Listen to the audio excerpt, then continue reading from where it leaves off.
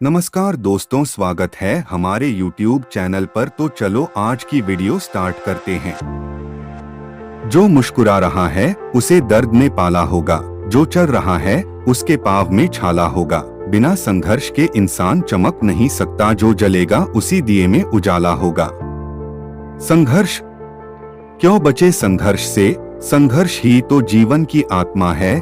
जितना कठिन संघर्ष होगा उतनी ही शानदार जीत होगी। एक बार एक किसान भगवान से बहुत ही नाराज हो गया। किसान बहुत मेहनती था, बहुत मेहनत से वह खेतों में अनाज उगाता, उसकी देखभाल करता, पर अक्सर उसकी फसल खराब हो जाती। कभी सूखा पड़ जाता, कभी बाढ़ आ जाती, कभी तेज धूप, कभी आंधी, कोई न कोई कारण बन ही जाता कि उसकी फसल खराब हो जाती।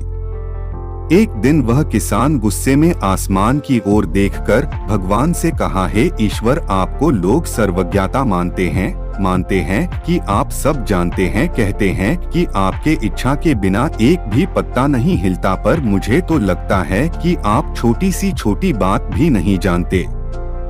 आपको तो ये भी नहीं पता कि खेती बाड़ी कैसे करते हैं। अगर आप जानते होते तो हर समय जो बाढ़, आंधी और तूफान आते हैं वो कभी नहीं आते।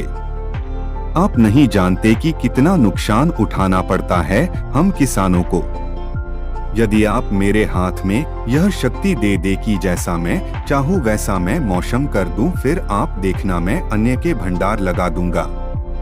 भगवान इस किसान के तीखे वाक्य सुनकर मुस्कुरा रहे थे और वह किसान के सामने प्रकट होकर बोले, मैं आज से तुझे यह शक्ति देता हूँ कि तुम अपनी खेतों पर तुम्हारी जैसी इच्छा ही तुम वैसा मौसम कर दोगे। मैं बिल्कुल भी दखल नहीं दूंगा, तुम्हारी इच्छा से सब कुछ होगा। किसान बहुत खुश हो गया। किसान ने गेहूं की फसल अपनी खेतों में बोई।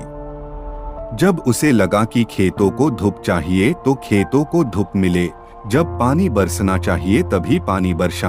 आंधी, तूफान, बाढ़ कुछ भी उसने अपने खेतों पर आने नहीं दिया। किसान के खेत में इस वर्ष ऐसी फसल हुई जैसी कभी नहीं हुई थी।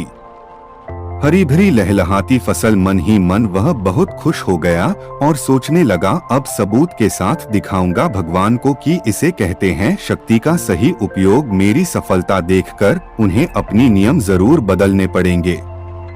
कुछ दिन गुजरे, फसल कटने को तैयार हो गए। किसान बहुत उत्सुकता के साथ फसल को काटने लगा, पर जैसे ही उसकी नजर गेहूं की बालियों पर गया तो उसने अपना सिर पीट लिया और वह रोने चिल्लाने लगा। गेहूं की एक भी बाली के अंदर गेहूं का दाना नहीं था, सारी बालियां अंदर से खाली थी। किसान बहुत दुखी हो गया। उसने भगवान को रोते हुए फिर पुकारा, हे प्रभु, तुमने ये मेरे साथ क्या किया? क्या तुमने मुझे कोई सजा दी? भगवान बोले, पुत्र, ये तो होना ही था। तुमने पौधों को संघर्ष करने का मौका ही कहाँ दिया? ना तो तुमने उन्हें आंधियों से जूझने दिया, ना तेज बारिश से सहने दिया और ना ही धूप में तपने दिया। एक भी चुनौती का सामना तुमने उन्हें नहीं करने दिया, इसीलिए सारे पौधे अंदर से खोखले रह गए। जब आंधी, तूफान, तेज बारिश और धूप पड़ती है तभी ये पौधा अपने अस्तित्व को बचाने के लिए संघर्ष करते हैं, और इसी संघर्ष से एक बल पैदा होता है जिसमें शक्ति होती है, ऊर्जा होती है। और यही ऊर्जा पूर्ति तेरे गेहूं के दानों की तरह जो नहीं फूटी। तूने उन्हें कठिन परिस्थितियों से गुजरने ही नहीं दिया जहां उनके अस्तित्व का जन्म होता। सारे बालियां इसीलिए खाली है, इसमें एक भी गेहूं का दाना इसलिए नहीं है क्योंकि तुमने अपने पौधों को संघर्ष कराया ही नहीं। याद रखिए, स्वर्ण में सवर्णीय आभात तभी आती है जब वह आग में तपने, गलने और हथौड़े से पीटने जैसे संघर्षों से गुजरता है।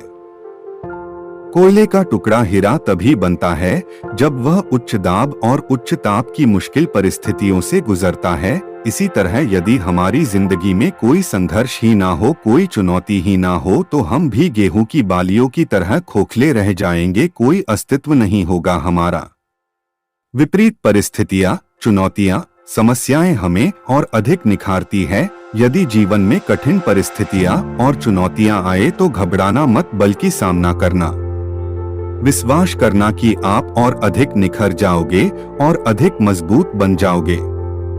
किसी ने कितना सही कहा है, जिंदगी जीना आसान नहीं होता, बिना संघर्ष कोई महान नहीं होता, जब तक ना पड़े हथौड़े की चोट तब तक पत्थर भी भगवान नहीं होता।